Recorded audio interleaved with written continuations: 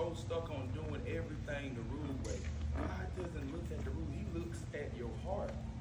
See, we're never going to be able to fulfill all the rules and all of the laws. And that's okay. Because that's what we got Jesus for. If it had not been for us, we'd be in hell. I'm just being real. But we got Jesus, and that's all that matters.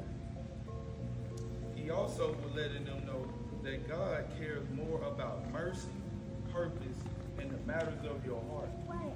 God saw that them disciples were hungry, and that was a need. I was talking to my dad about that. God looks at it like this. If it's a human need and it's God's intent, God is fine.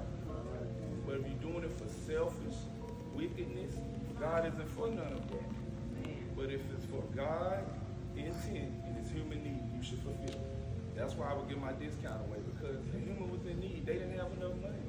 I didn't even pay for stuff for people before. I stuck my card in there and paid for it. You want to know why? It don't matter. It's just money.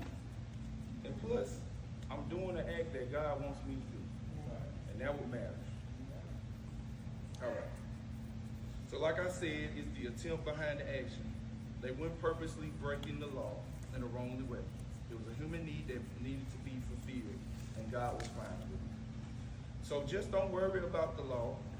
Worry about the one who fulfilled the law, Jesus Christ, and try to walk like him daily.